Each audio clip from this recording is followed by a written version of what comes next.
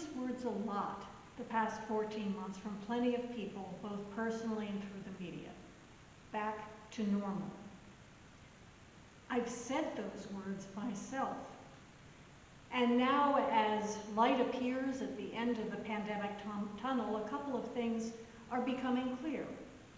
One, maybe normal, if by normal you mean the way it was before, isn't what we should aspire to. To be honest, the pre-pandemic state of things in our nation and in our world was not totally perfect.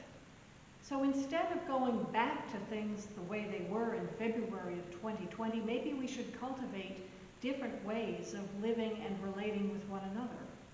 The pressures of working and caring for and educating children and maintaining civic life and doing the things you love to do, whether it be organized sports or singing or gathering with friends and family, were so magnified and disrupted by the pandemic that people are both eager and fearful about diving back into the normal way of doing things.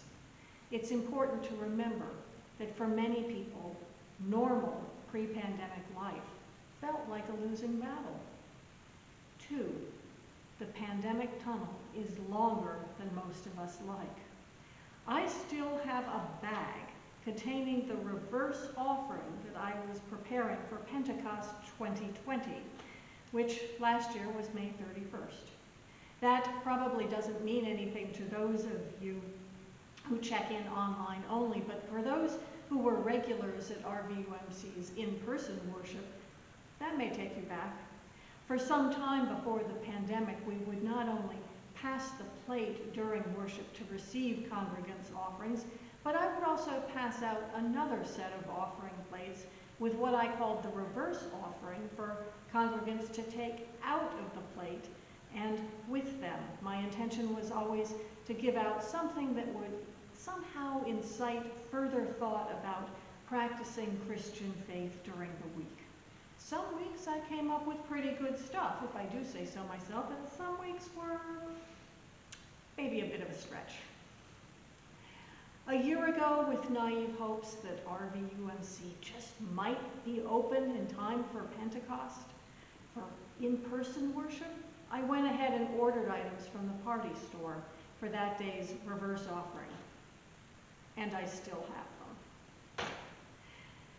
If you had told me a year ago that I wouldn't have been able to hand them out until May of 2021, I would have thought that you were a catastrophist of the highest order. But here we are. Pentecost is this coming Sunday, and the reverse offering will make a comeback at RVUMC, though not in the old familiar way. There's still no passing of plates or hand-to-hand contact of any sort, no matter how vaccinated you may be. So like much else, we'll figure out a different way to do it. And you know what? Different doesn't mean wrong. The observant Jews gathered in Jerusalem for Pentecost were amazed and perplexed when the Holy Spirit crashed the scene with a rushing wind, tongues of fire, and the speaking and understanding of many tongues. They and the first followers of Jesus didn't end up at quite the harvest festival they expected. In that astonishing moment, almost all of the divisions and categories people create between themselves went up in smoke. Age, sex, status, and nationality became moot. I read that and I think, wow, awesome. How cool is that?